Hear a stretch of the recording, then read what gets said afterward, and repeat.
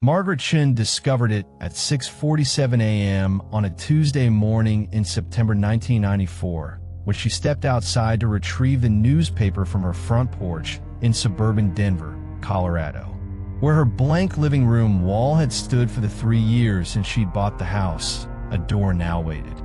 Not a modern door that might suggest a renovation gone wrong or a contractor's midnight mistake. This was something else entirely.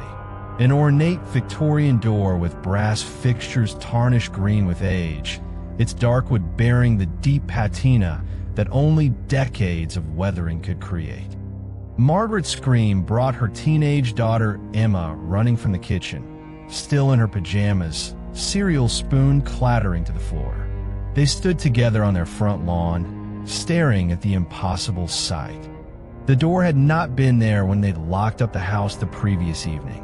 Margaret was certain of this because she performed her nightly security check at exactly 11:30 p.m. every night since the divorce, examining every window latch and door lock before setting their newly installed alarm system.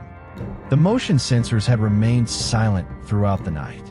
The door appeared to have grown from the house itself, its frame seamlessly integrated into their home's original architecture. No disturbed earth surrounded the foundation. No construction debris littered their manicured lawn. The mystery deepened when Margaret circled the house and discovered that from the interior, their living room wall remained completely intact. Behind where the door should logically open, her bookshelf displayed her collection of psychology textbooks and Emma School awards, untouched and perfectly aligned as always. Emma, 17 and possessed of the fearless curiosity that terrifies parents, approached the door while Margaret called 911 on their cordless phone. The brass doorknob bore intricate engravings that appeared to be genuine Victorian craftsmanship, not modern reproductions. The wood showed authentic aging patterns, including microscopic insect damage and weather staining consistent with exposure to Colorado's harsh mountain climate over many decades. Most unsettling of all, when Emma pressed her ear to the door, she could hear what sounded like movement from within. Soft footsteps on wooden floors, the distant creak of settling timber, and occasionally the faint rustle of papers being turned.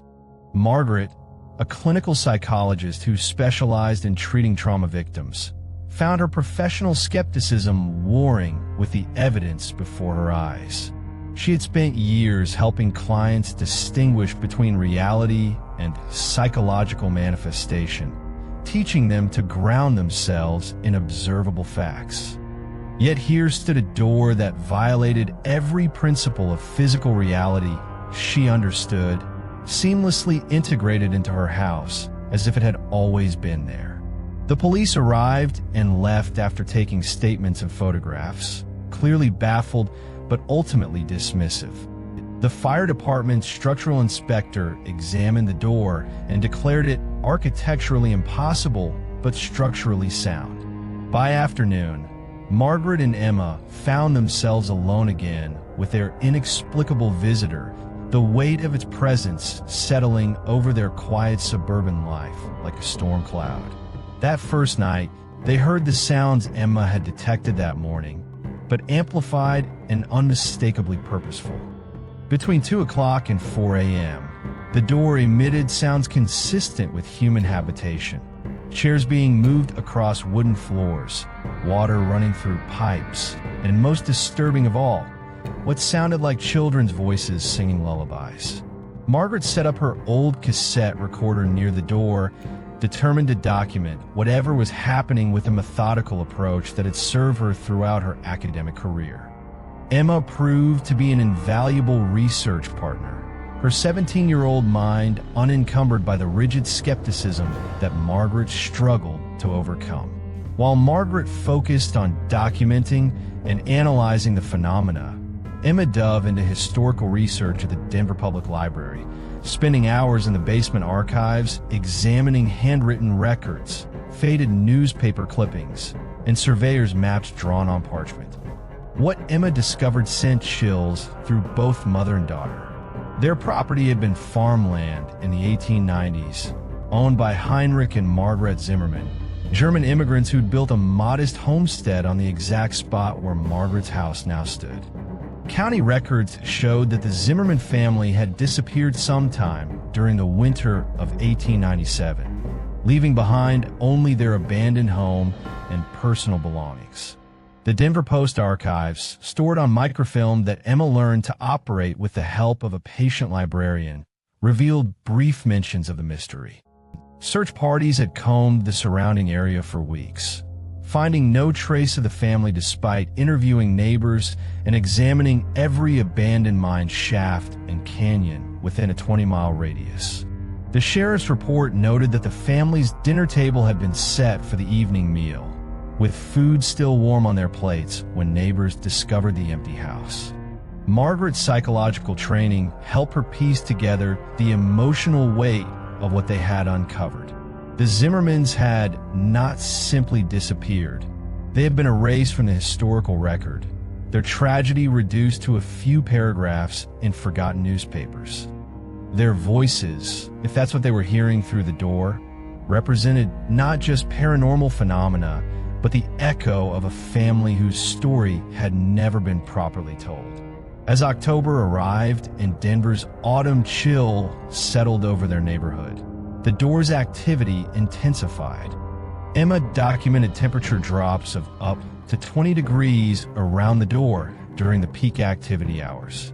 Margaret's cassette recordings captured not only footsteps and voices, but also what sounded like family conversations in German, children's laughter, and the clatter of dishes being cleared from a table.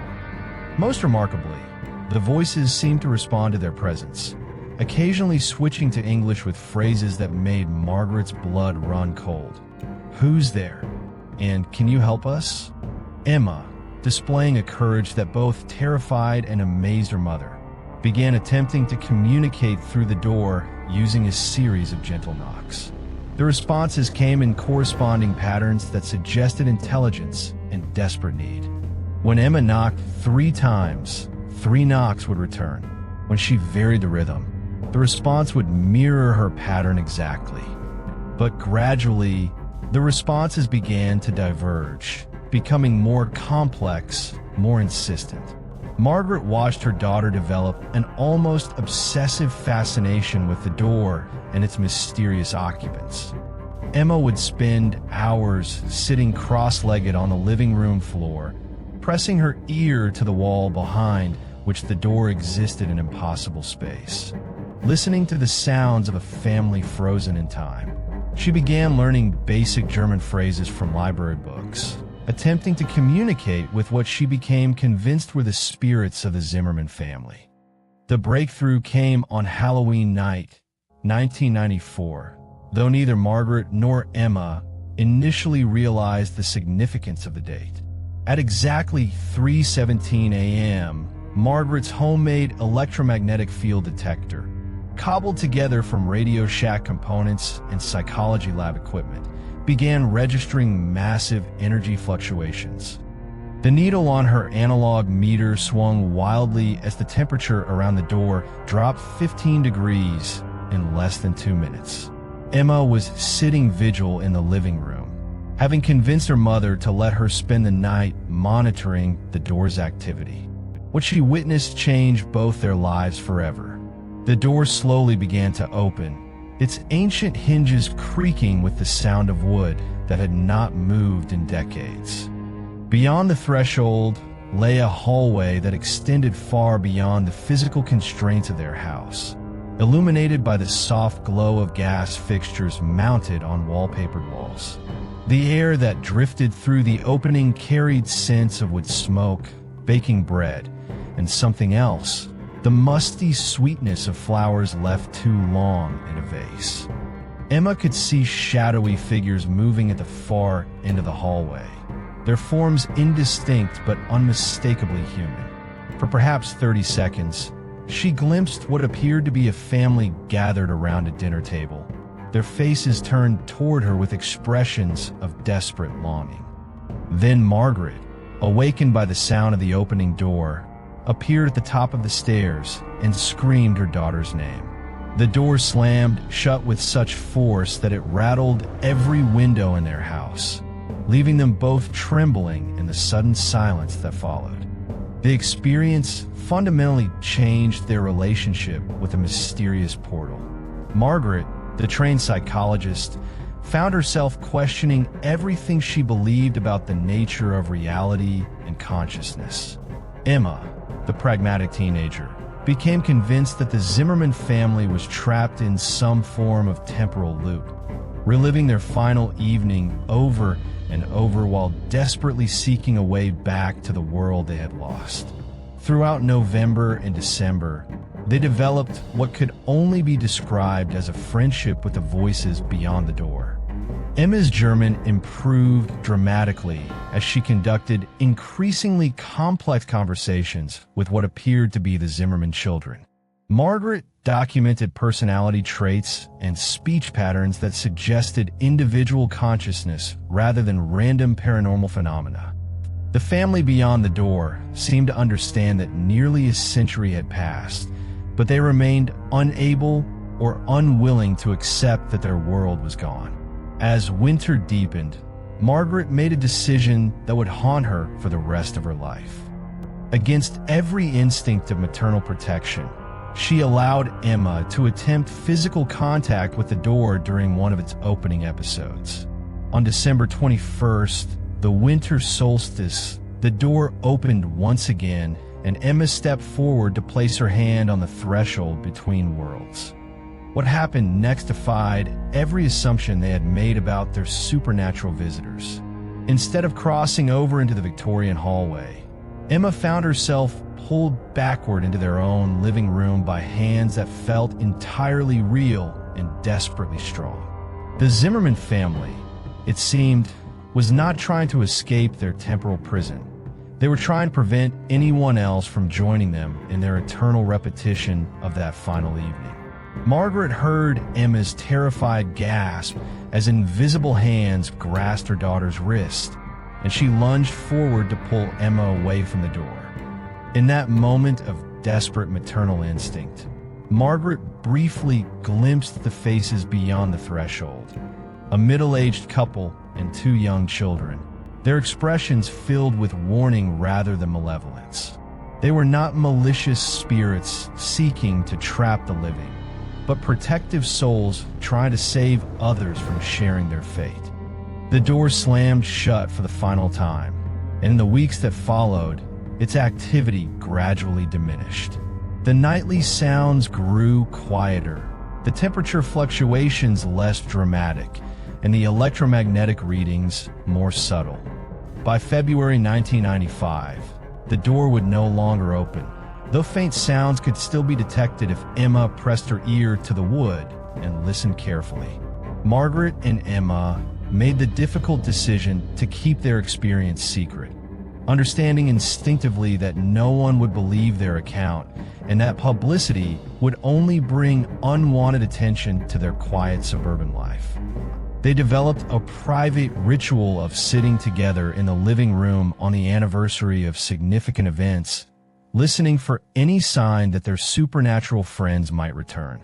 As Emma graduated high school and prepared for college, she chose to study history and psychology, determined to understand the theoretical framework that might explain what they had experienced.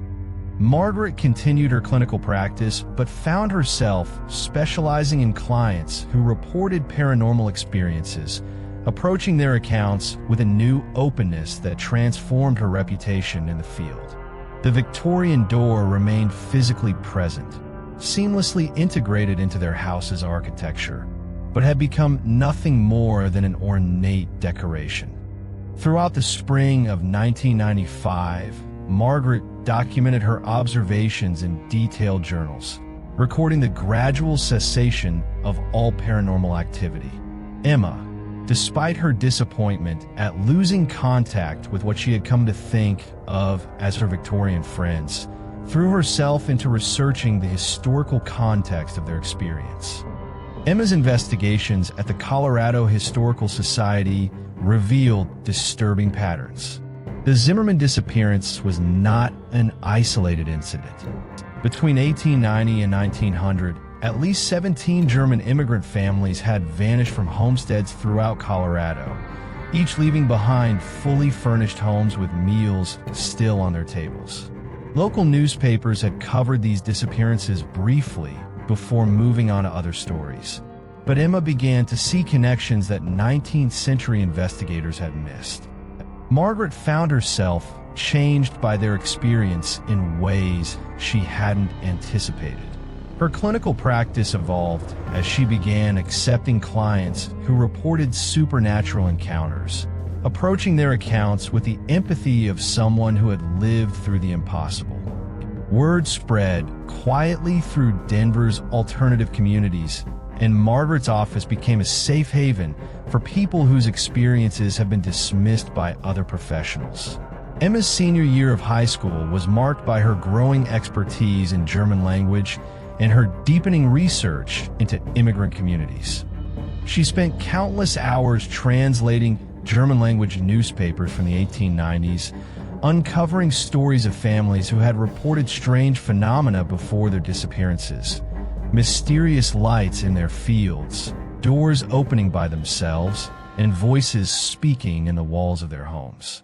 The discovery that shook both Margaret and Emma came in Emma's final weeks of high school research. A German language diary, donated to the Colorado Historical Society by a family cleaning out their grandfather's attic, contained entries from Heinrich Zimmerman's own hand.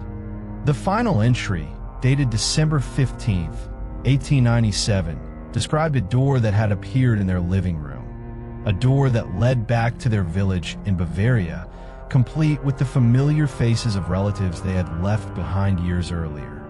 Heinrich's diary revealed that the Zimmerman family had not disappeared randomly.